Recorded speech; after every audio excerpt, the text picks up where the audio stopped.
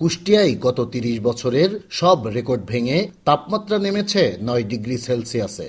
এতে স্থবিরতা দেখা দিয়েছে শ্রমিকের হাটে, মিলছে না কাজ, ফলে চরম বিপাকে পড়েছে নিম্ন আয়ের খেটে খাওয়া মানুষ। আয় কমে নেমেছে অর্ধেকের নিচে। শীতের ভিতর কাজ কাম করতে পারছি নি, কাজ কামও নি, গরিব মানুষ আমরা অসহায়ের ভিতর পড়ে রয়েছি। আমরা শীতিতে কাজ করতে পারছি না, আমরা খুব অভাবে আছি। দিন চলো না, কাজ কাম নেই, এসে ঘুরে ঘুরে যায়।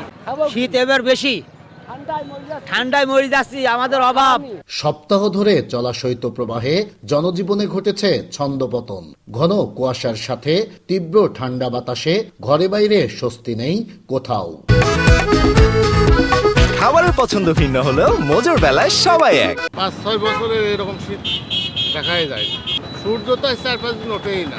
চরম শীত, আমরা এইভাবে আগুন তাপাইয়ে চলছি ফিরছি, তাও কাজ হচ্ছে না। ঘরের থেকে বের হওয়া খুব মুশকিল হচ্ছে, কারণ বাতাস খুবই বাতাস।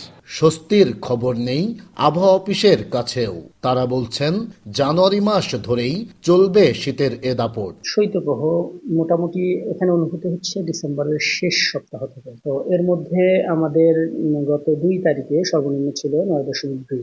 গত বছরের থেকে এ বছরে শীত বেশি অনুভূত হচ্ছে।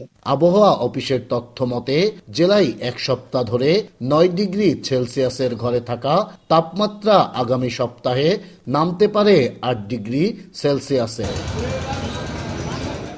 নাইদা সান্তিতাস, দেশ টিভি, কুষ্টিয়া।